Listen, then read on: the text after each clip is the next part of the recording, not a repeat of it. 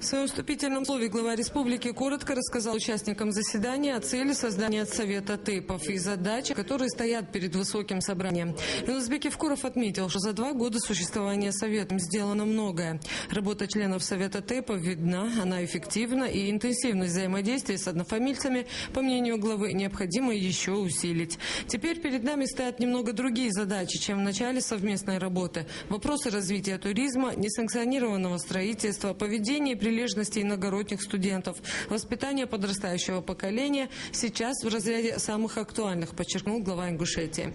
Основная работа на заседании началась с выступления Идриса Аздуева, возглавлявшего Совет. Докладчик обозначил несколько ситуаций, урегулирования которых во многом произошло благодаря своевременному вмешательству представителей Совета ТЭПов.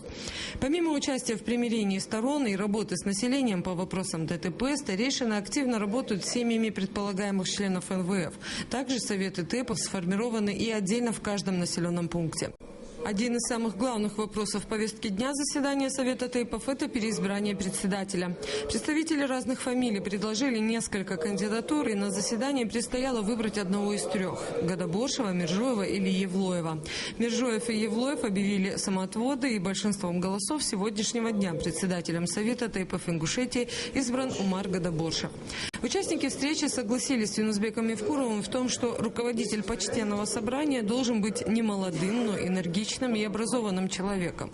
Безусловно, он должен быть и образцовым семьянином, и уважаемым в обществе человеком. Эти характеристики подходили и Аздуеву, который сегодня передал бразды правления Советом, соответствуют и новому председателю Умару Гадаборшеву.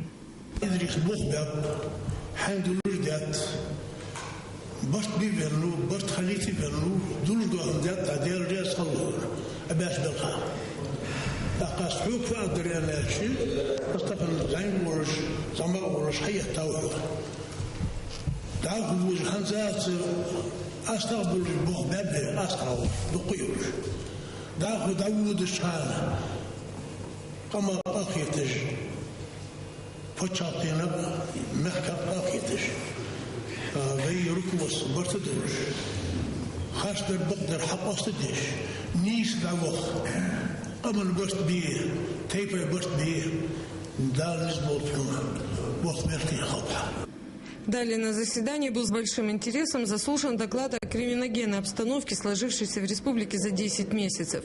Выступление Амира Султыкова, начальника полиции общественной безопасности МВД по Ингушетии, проходило со слайдовым сопровождением. Снимки искореженных в ДТП автомашин, изъятых наркотических веществ, людей, находящихся в розыске или уже задержанных за грабежи, заметно усиливали эффект сухих цифр. Амир Султыков доложил об участившихся случаях грабежей, ДТП, резонансных похищениях несовершеннолетних девушек с целью вступления в брак и других преступлениях, совершенных в республике. Касаясь вот этих свадебных кортежей, отмечу, что каждое воскресенье мы проводим специальные профилактические мероприятия. Вы, наверное, сами ездите по дорогам и видите сотрудников, которые стоят с целью предупреждения нарушений, в первую очередь, со стороны свадебных кортежей.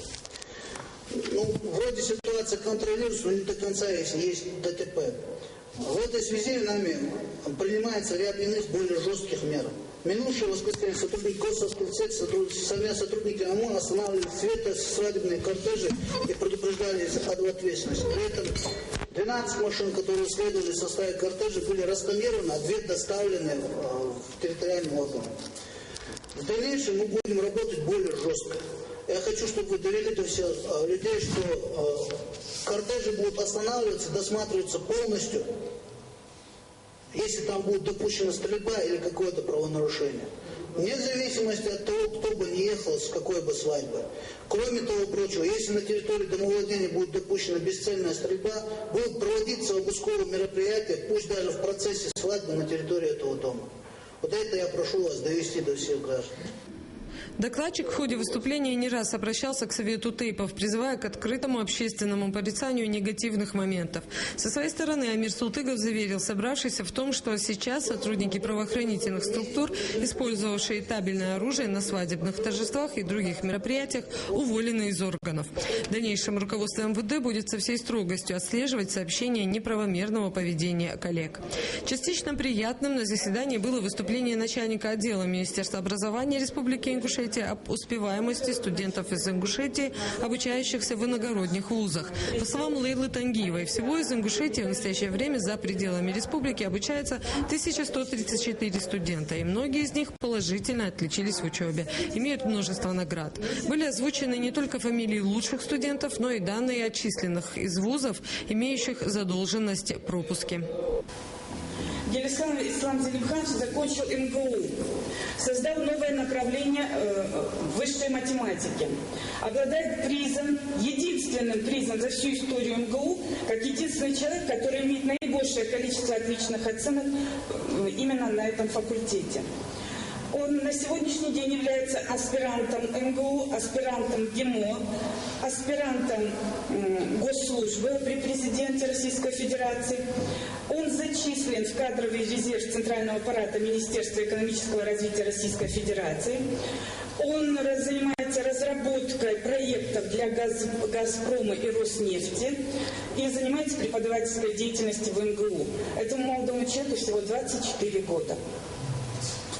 Имгиноев Сослан Тайсумович, студент 5-го курса Астраханской государственной медицинской академии, победитель Олимпиады по технике хирургических операций, награжден дипломом первой степени за научно-исследовательскую работу по кардиологии, активно оперирует, ассистирует на операциях, представлен к стипендии главы Республики Ингушетия. Ахильгов Умар Ромалиевич закончил с отличием Государственный университет управления, председатель Ингушского землячества в Москве, является членом Союза ингушских молодежных объединений, аспирант Государственного управления кафедры институциональной экономики, также получает стипендию главы Республики Ингушетия. Катиева Лейла Зиудиновна, студентка 5-го курса Московского института экономики и статистики, согласно рейтинговой системы, признана одной из лучших студенток потока, участвовала в всероссийском конкурсе молодых ученых, публиковалась в научных сборниках. Приказом ректора награждена почетной грамотой за активное участие в развитии студенческой науки этого вуза. Северо-Кавказский технический университет отчислены Арсамаков Таймуран Чингисханович, Арсамаков Хамид Якубович, Арчаков Аслан Вахаевич, Барахоев Рамзан Даутович, Богатырев Бекхан Курейшевич, Богатырев Лось Абоевич, Боков Телес Амирханович, Боков Исмаил Амирханович, Боров Ахмед Магомедович, Булгучев Ислам Магомедович, Гатиев Магомед Шамилевич, Евлоев Иса Илезович, Евлоев Ислам Алиханович, Евлоев Измаил Алиханович, Кантышев Магомед Исрапилович, Кадзор Магомед Якубович, Катиев Билан Баширович, Манкиев Абдул Ахмедович, Аздоева Милана Ислана, Барчиев Акраман Юсупович. Также на заседании была детально обсуждена избирательная кампания, различные организационные моменты, касающиеся материально-технического обеспечения деятельности Совета ТЭПов. Юнусбек Евкуров уточнил, что при необходимости проведения каких-либо мероприятий достаточно заранее предупредить кураторов в администрации главы, и вопросы с предоставлением помещения и транспорта будут решены. Подводя итоги встречи, глава республики поручил Совету безопасности подготовить до 10 декабря брошюры о криминогенной обстановке для бесплатного распространения, списки студентов, которые плохо учатся или отчислены из вузов, с указанием населенных пунктов, где проживают их родители. Также, обращаясь к Совету ТЭПов, Юнусбек Евкуров призвал общественность к добровольной сдаче незаконно хранящегося у них оружия. Сколько у нас случаев с применением оружия убили людей из-за совершенно мелочных разборок. А почему это происходит? Потому что есть оружие. Если бы оружия не было дома под рукой, этих вещей не было бы, и через 5-10 минут человек уже, там, эта злость, она спала бы, и сам не убил бы, и люди живые остались, потом не было бы этих вещей, перетягивания канатов, кровное место и все остальное. Поэтому надо убедить всех, сдать не только вот это охотничье оружие, там, 1812 года образца, раритетное, а уже сдавать то оружие, которое на резоне. И автоматы есть, и пулеметы есть, и пистолеты есть, и гранаты есть, и боеприпасы есть. Многие боятся сдавать. Никому ничего не будет, надо сдавать. Да, многие понимают, что надо стрел проверить и выявить там, что кого-то с этого оружия убили. Но если человек купил и добровольно сдает, мы же понимаем, если он сам убивал, то он его сдавать не будет, да? Он его держит на всякий случай. И потом у него применяют, убивая своих же родственников. Вот наводили вот эти все вещи. Пресс-служба главы Республики Ингушетия специально для программы «Вести».